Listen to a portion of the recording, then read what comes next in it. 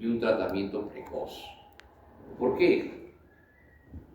Cuando el paciente tiene estos factores predictivos, entonces el paciente muy probablemente puede ir muy mal en el control de foco.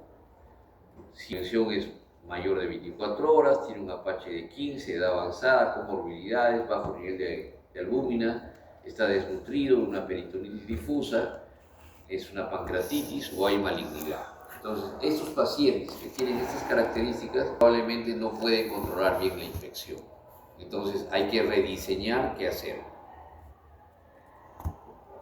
¿Cuál es el tratamiento inicial de una infección intraabdominal? Fluidoterapia, control de infección mediante drenaje percutáneo, laparotomía o laparoscopía. Y dar antibióticos de manera empírica, de manera efectiva. ¿De acuerdo? Esas tres intervenciones son tiempo dependientes. ¿Qué quiere decir? Que cuanto más pronto se instale, mejor va a ir el paciente. ¿Ya? ¿Qué recomendaciones tenemos la ILSA sobre el uso de antibióticos? Que en shock séptico debe darse dentro de la primera hora el antibiótico. Y aquí ya cambió, ¿no? Y sin compromiso hemodinámico, es decir, en sepsis, sin estar en shock, dentro de las 6 horas, ¿ya? Esto ya cambió. Hay que drenar el foco infeccioso, hay que utilizar hemocultivos de manera selectiva, sobre todo cuando hay inmunosupresión o algún factor. Y en adultos siempre hay que dar cobertura mixta para gram negativos y para anaerobios, ¿ya? Siempre hay que dar esa cobertura, siempre es mixta.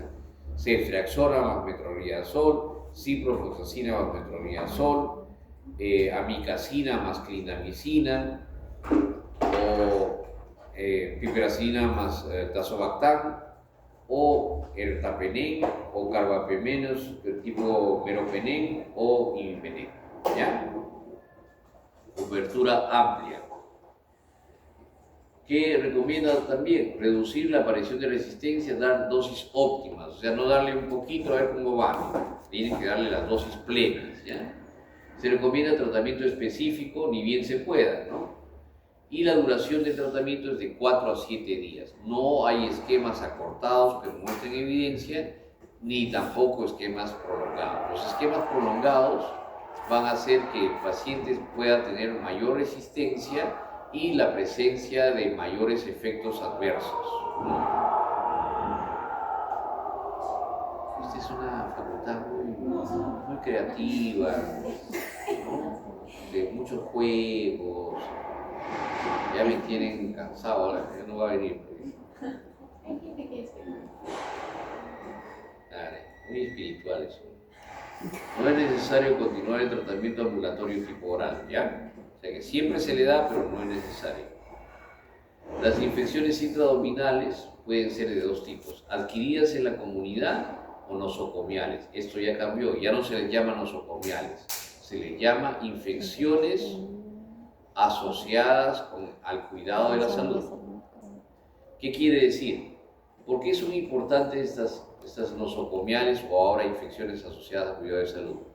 Porque los gérmenes que tienen estas infecciones son mucho más agresivos y tienen mayor resistencia. Por ejemplo, paciente que recibe nutrición parenteral domiciliaria, paciente que tiene terapia del dolor ambulatoria, pacientes que se dializan, ¿no? Pacientes que reciben tratamiento quimioterápico, son pacientes que si bien están ambulatorios, home care, cuidado en casa, tienen una aproximación a los cuidados hospitalarios y eso hace que la población de gérmenes sea totalmente diferente que a una comunitaria, ¿ya? Eso hay que tenerlo en cuenta. Y si las infecciones son comunitarias, como las que tenemos generalmente, pueden ser leves o severas. ¿Qué se recomienda respecto a una infección comunitaria, por ejemplo, una peritonitis, en un paciente común y silvestre que no tiene otras enfermedades? Con monoterapia para las infecciones leves a moderadas, se considera y se recomienda cefalosporinas como cefoxitin moxifloxacina, que es una fluoroquinolona, ticarcilina con clavulato, ertapenem y tigecyclina. Si es una infección leve a moderada y vamos a dar un tratamiento combinado, generalmente vienen las cefalosporinas, las fluoroquinolonas, si es que hay alergia, más metronidazol. O sea, una cefalosporina más un antianaeróbico, ¿no? En este caso metronidazol. Ya esa es la recomendación, no ha variado. Si la infección es leve a moderada, pero tiene alto riesgo de BLES, es decir, de resistencia bacteriana severa, entonces se recomienda en comunitarias tigecyclina y ertapenem, y en infecciones no comunitarias, que no tienen BLE, las opciones que hemos mencionado anteriormente, o sea, estas de aquí. ¿Listo? ¿Cuándo sospechamos de un BLE, de un germen BLE? Cuando el paciente ha tenido una reciente hospitalización o cuando está recibiendo un tratamiento antibiótico por otra causa. Entonces pueden generar resistencia y ahí aparecen los BLEs. Cuando tienes una infección comunitaria, pero hay compromiso severo, la monoterapia que se indica es piperacillina tazobactam o combinación de cualquier cefalosporina más metronidazol. Cefalosporina de segunda o de tercera o cuarta más metronidazol. Sin embargo, hay pacientes que tienen compromiso severo, ¿sí? Son comunitarios, pero tienen otros factores de riesgo. Por ejemplo, una comorbilidad no tratada, diabética, nefrópata, anciana. Entonces, si los pacientes tienen estas características, ya no es suficiente piperacillina tazobactam, sino debemos dar carbapenems, imipenem, meropenem o doripenem. ¿Ya?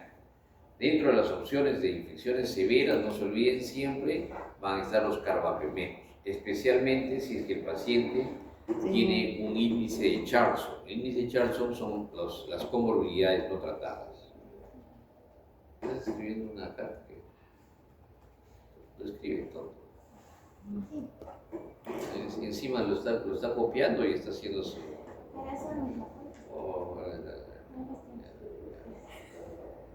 Si el paciente tiene sospecha de infección por Pseudomonas aeruginosa, generalmente son pacientes que han estado en la UCI y están muy graves. Entonces no hay que darles carbapenems, sino y hay que darle piperacillina tazobactam y aminoglucósidos. ¿Ya? Siempre considerar los bacilos gram negativos BLE positivo. Y aquí las opciones de tratamiento son, ya se reducen a cefepime más pipetazo o carbapenems, tigecyclina y colistina. El problema de la tigecyclina y la colistina, que son antibióticos de reserva, es que estos antibióticos, tanto la tigecyclina como la colistina, no son útiles para pseudomonas. No son antipseudomónicos. ¿Ya? Este es una tetraciclina y este es un antibiótico de amplio espectro de reserva, pero generalmente se utiliza para Acinetobacter baumannii, no para el tratamiento de infecciones comunitarias. Cuando tenemos una infección, hay que estudiarla y debemos hacer una terapéutica razonada para seleccionar, eso es lo más importante, el antibiótico que debe ser el proporcional, el correspondiente y finalmente el específico para el tipo de enfermedad que tenemos. Para eso nos valemos de características del paciente, de la infección, de la respuesta y el órgano afectado.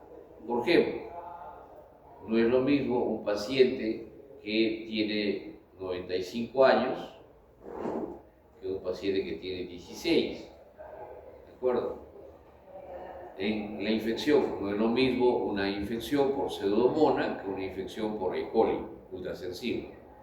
En respuesta, no es lo mismo un paciente que tiene diabetes, 20 años de diabetes, que usa insulina, que un paciente que no la tiene, ¿no? Y es mucho más joven. Y no es lo mismo una infección urinaria que una infección por una perforación intestinal. ¿Ya? De acuerdo a eso, ustedes van seleccionando el tipo de antibiótico, el espectro del mismo y la necesidad de uso y por qué tiempo. ¿Ya? Hay microorganismos que nos van a dar malas noticias. El aislamiento de Enterococcus faecium, Staphylococcus aureus, Clostridium difficile, Acinetobacter baumannii, Pseudomonas y Enterobacteriana, ¿no? Entonces, estos gérmenes nos están indicando que la infección ha progresado, o hay una sobreinfección, o hay una superinfección. Entonces, nos dejan con muy pocos recursos para poder tratar esta enfermedad en un paciente probablemente muy desmejorado. ¿Ya? Entonces, hay que elegir bien los antibióticos, porque no es lo mismo que el paciente salga de cirugía y se vaya al postoperatorio o se vaya al post-ups, ¿no? Es decir, lo perdamos en esa decisión. Tomamos mal la decisión y ya no tenemos paciente. El tratamiento empírico, que es el que vamos a utilizar siempre en las infecciones comunitarias, porque no viene el paciente, tengo apendicitis y aquí está mi antibiograma. No, pues, el paciente tiene apendicitis y no sabemos nada de la historia de los gérmenes que puedan estar causando este problema. Por lo tanto, el tratamiento tiene que ser empírico, pero tiene que ser bien seleccionado, tiene que ser adecuado. Cuando nosotros no seleccionamos bien, miren, el tiempo de hospitalización se incrementa, las reintervenciones se incrementan y la mortalidad también se incrementa. Por lo tanto, es importantísimo que ustedes hagan una adecuada selección del antibiótico. Igualmente aquí en otras patologías, ¿no? Pero esta de aquí es en infecciones intraabdominales. ¿Qué gérmenes son? ¿Los conocemos? ¿Sabemos qué tal grado de resistencia tienen? Pueden ser enterococos, enterobacter, bacteroides. ¿Cómo sabemos qué gérmenes son los que están luchando con nosotros? Debemos hacer lo siguiente. Debemos hacer un estudio de sensibilidad antimicrobiana para saber que estos gérmenes, cuánto están respondiendo o no a los antibióticos.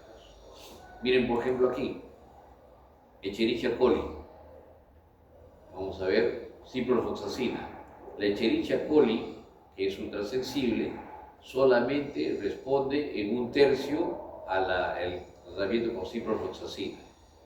Pero todos responden al tratamiento con impenén, meropenén y pipetazo, poco menos, pero estos de acá sí matan al germen. En cambio, ciprofloxacina, miren, solamente 1/3, o sea, de los 10 pacientes, solamente 3 van a responder al tratamiento con ciprofloxacina, el resto no. Este es un estudio que hicimos, ¿no?, en 2014, pero se publicó en 2016, donde se demuestra cuáles son los gérmenes más frecuentes en mi servicio, que es el servicio de emergencia y cuidados críticos quirúrgicos del Hospital Almenara.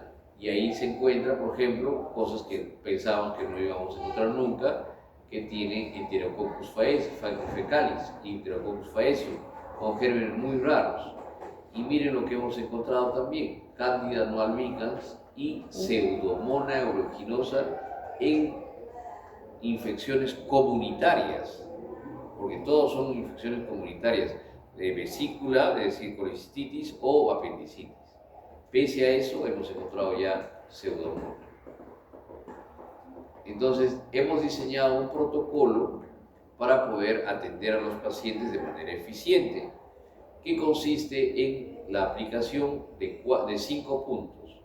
Uno es la reanimación temprana, con el protocolo de Rivers, ¿no?, el uso de antibióticos de manera efectiva, lo que les estoy mencionando, la cirugía de prevención de daños, es decir, hacer que la cirugía sea corta, ¿no?, efectiva, y si es necesario reoperarlo de manera planificada, valoración preoperatoria mediante indicadores, el Apache 2 y ahora el PEPO-Zoom, y lo que les mencionaba, las comorbilidades con el dindoclaiming, y el 5, darle un soporte oportuno, ¿no? En una unidad de críticos quirúrgicos o en una unidad de cuidados intensivos generales, ¿ya?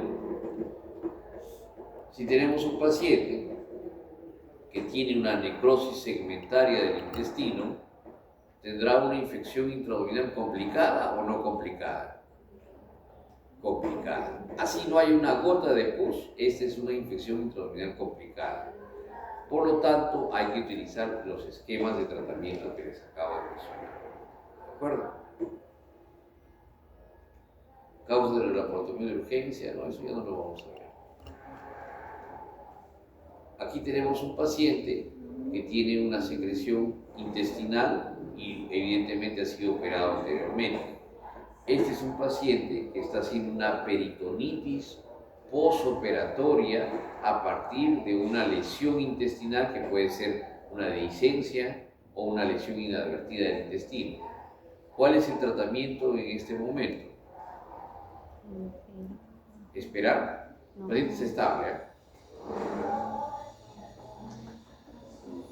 Si es menos de 3 días, tenemos que entrar a reoperar. Así esté estable, no hay duda. ¿Por qué? Porque necesitas de 11 a 14 días para que se forme un trayecto fistuloso. Antes no. Antes de los 5 días tienes que operar, no hay duda. Por eso es que se ha planteado la laparotomía a demanda o planificada. Esos son los indicadores de reintervenciones. Este es el Mannheim, que es una ciudad alemana. El Betacur, que es un cubano que diseñó este índice. Y el Fusajó, que es un inglés que diseñó también, y aquí toma la alteración de conciencia como uno de los factores importantes, ¿no? Nosotros, ¿cuándo sabemos si estamos frente a una peritonitis posoperatoria, si debemos operarlo o no?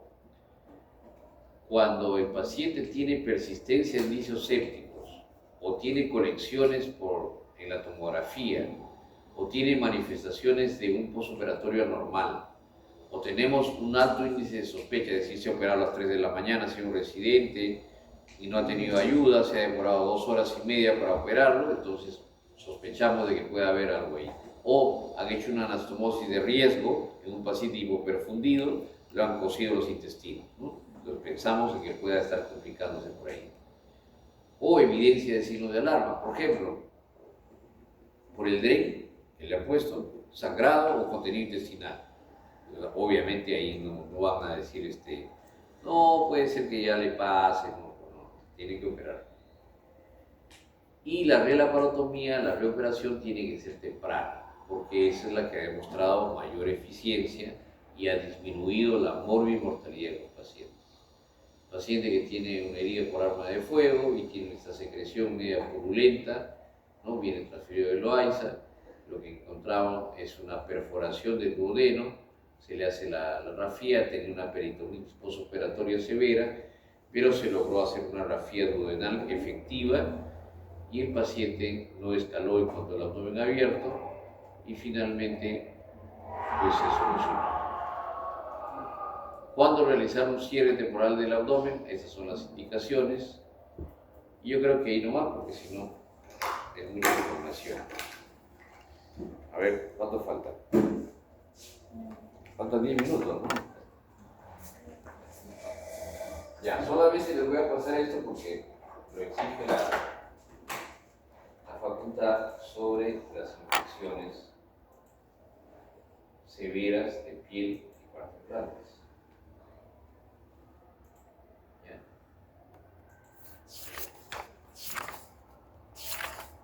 ¿Están cansados? Yo también. Las infecciones severas, que son infecciones quirúrgicas también, de partes blandas, representan una entidad muy poco frecuente, pero con una alta morbimortalidad.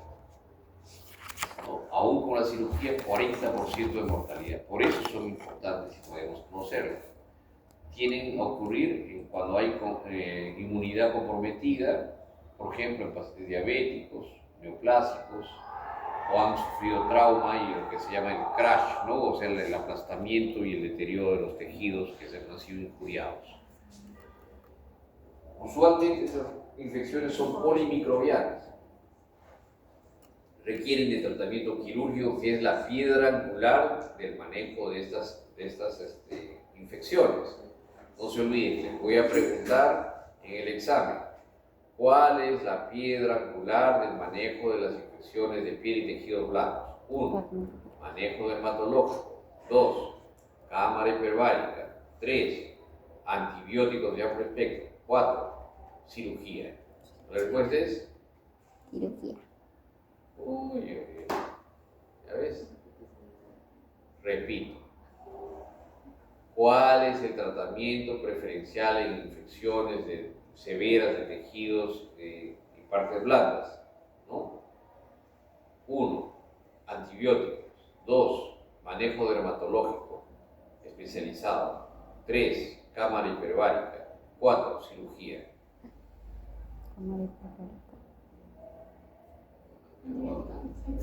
Con la copa hay que darle por encima, ¿no? Tiene que ocurrirse. Ya, okay. Usualmente requieren de desbridación quirúrgica, antibióticos y complementariamente